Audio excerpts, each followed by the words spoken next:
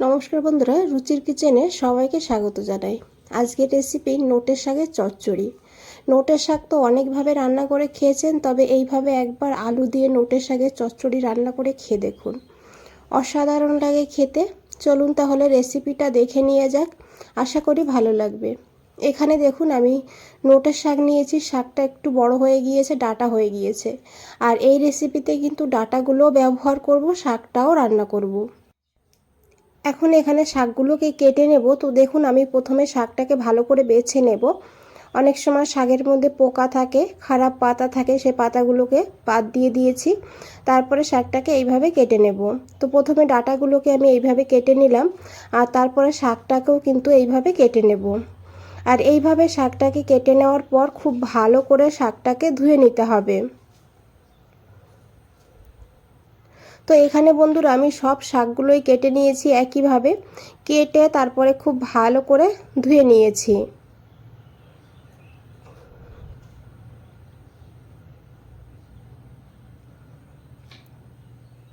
আর এদিকে দেখুন একটা কড়াই বসিয়ে দিয়েছি। কড়াইটাকে খুব ভালো করে গরম করে নিয়েছি। তারপরে দিয়েছি এখানে 2 চামচ সর্ষের তেল। রান্নাটা অবশ্যই সর্ষের তেলেই করবেন, তাহলে স্বাদটা বেশি ভালো পাবেন। তারপরে এখানে আমি দিয়েছি আলু। এইভাবে পাতলা পাতলা করে আমি আলুটাকে কেটে নিয়েছি। এখানে আমি ছোট সাইজের 2টো আলু নিয়েছি, বড় হলে একটা নেবেন। খুব বেশি আলু দেবেন না, শাকের পরিমাণটাই বেশি হবে, সেইভাবে রান্নাটা করতে হবে। আলুটাকে হালকা করে একটু ভেজে নেব, একদম লাল করে কিন্তু আলুটাকে এখানে ভাজা যাবে না। তো দেখুন এখানে আলু ভাজা হয়ে গিয়েছে। এইভাবে বন্ধুরা আলুটাকে ভেজে নিতে হবে। এখন এখানে এই শাকগুলোকে দিয়ে দিতে হবে। আর দেখুন আমি শাকটাকে কেটে এইভাবে ভালো করে ধুয়ে নিয়েছি। আর এইভাবে আমি শাকটাকে কেটে নিয়েছি। এখন এই শাকটাকে দিয়ে দিয়েছি। শাকটাকে দিয়ে তারপরে এখন খুব ভালো করে মিশিয়ে নিয়েছি।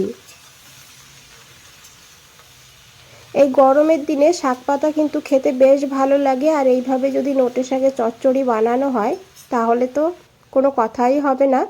তো দেখুন শাকটাকে একটু ভালো করে মিশিয়ে নিয়ে তারপরে দিয়েছি এখানে পরিমাণ মতন লবণ, দিয়েছি অল্প করে হলুদের গুঁড়ো। হলুদটা অল্পই দিতে হবে এই রেসিপিতে। এখন খুব ভালো করে মিশিয়ে নেব।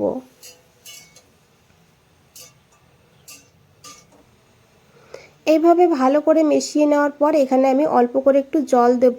1 গ্লাস মতন হালকা গরম জল দিয়েছি। জলটাকে দিয়ে খুব ভালো করে মিশিয়ে নেব, যাতে আলু আর শাক ডাঁটা ভালোভাবে সিদ্ধ হয়ে যায়। এখন ঢাকা দিয়ে 5 মিনিট রান্না করব লো টু হাই ফ্লেমে। এদিকে একটা মশলা বানাবো, তার জন্য একটা বাটির মধ্যে নিয়েছি 1/2 চামচ কালো সর্ষে, 1 চামচ নিয়েছি সাদা বা হলুদ সর্ষে। 1/2 চামচ করে আমি 2বার দিয়েছি, 1 চামচই হয়েছে। আর 1/2 চামচ এখানে পোস্ত নিয়েছি। 1/2 চামচ দিতে হবে গোটা জিরা।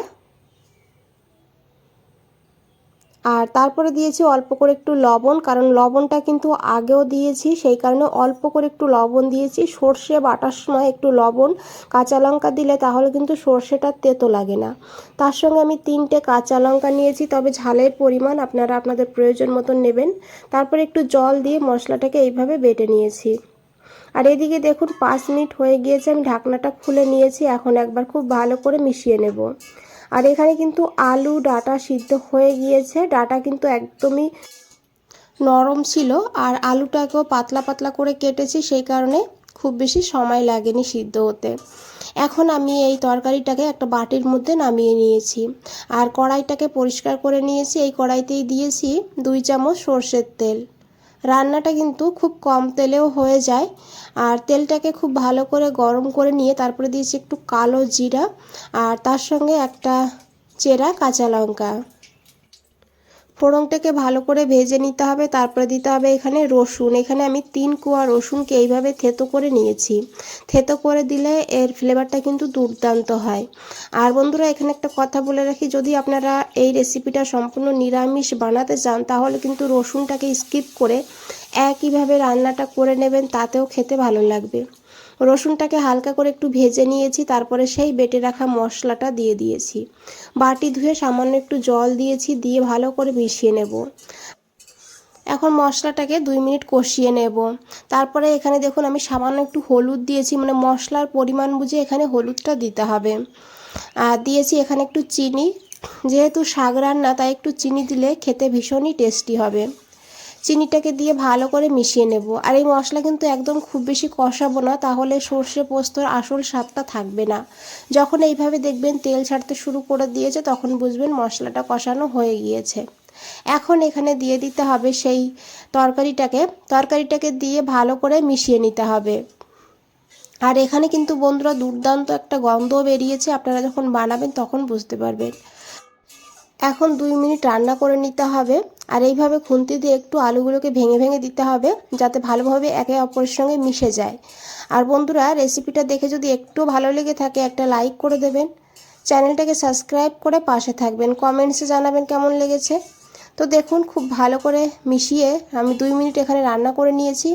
এইভাবেই রান্নাটা করে নিতে হবে। দেখুন দেখে কতটা লোভনীয় লাগছে, খেতেও কিন্তু দুর্দান্ত হয়। গরম ভাতে এই রেসিপি থাকলে, শাকের এই রেসিপিটা থাকলে আর কোনো কিছুর প্রয়োজন হবে না। তো বন্ধুরা আজ তাহলে এই পর্যন্তই, ফিরে আসছি নতুন কোনো রেসিপি নিয়ে। ভালো থাকবেন, সুস্থ থাকবেন।